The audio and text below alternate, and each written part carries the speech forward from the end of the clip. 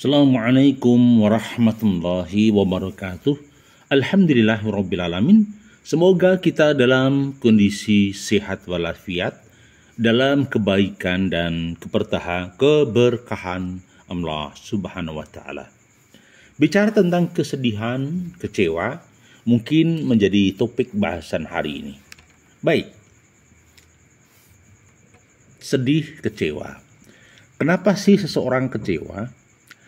Seseorang kecewa manakala harapannya tidak sesuai dengan kenyataan atau keinginannya tidak sesuai dengan realita. Maka kadangkala ada istilah, ya, jagake ndoge si bloro, ning si bloro orang ngendok. Nah, akhirnya jadi kecewa. Jadi dalam kehidupan ini kadangkala kita berharap sesuatu berlebih, yang titik akhirnya kita kecewa, kita sedih, dan semua keinginan menjadi ambyar, menjadi pudar, dan menjadi masalah. Baik, sebenarnya kita tahu bahwa Allah Subhanahu wa Ta'ala itu mengerti apa yang ada di dalam hati sanubari. Maka seringkali teman-teman kita berdoa, ya muhalibal qulub sabit qalbi ala dinik. Ya, kita ngerti yang membolak-balikkan hati itu Allah.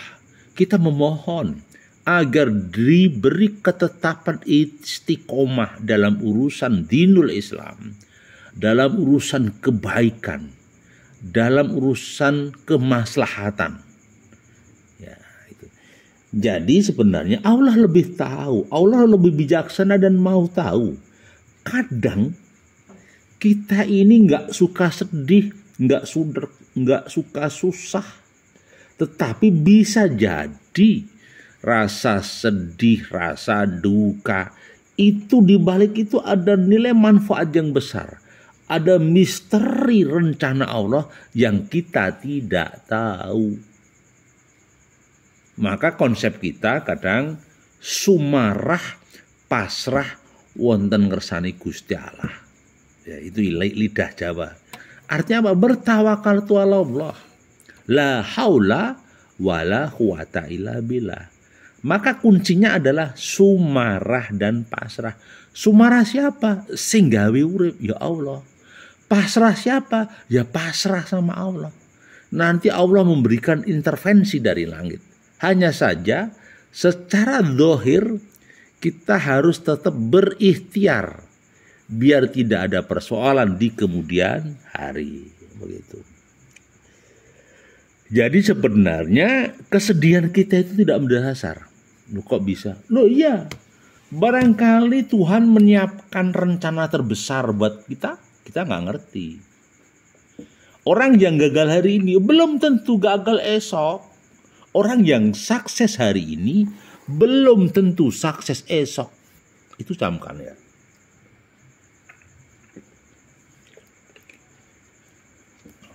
Jadi, terus bagaimana langkahnya? Ya sudah.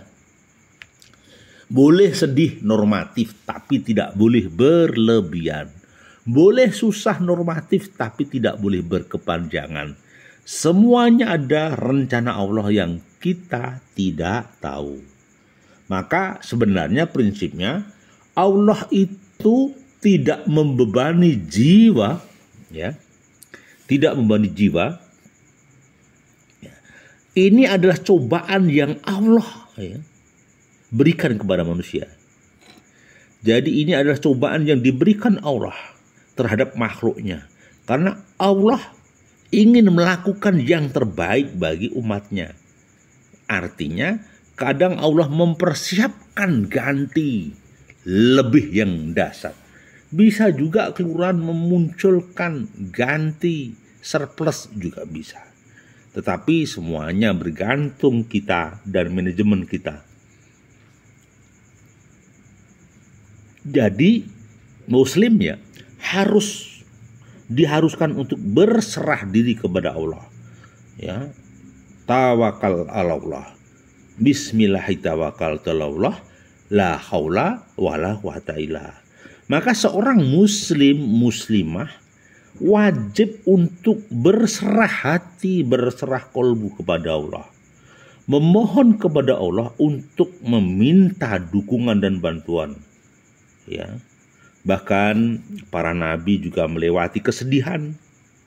Mereka menyerahkan hati mereka kepada Allah dan meminta bantuan.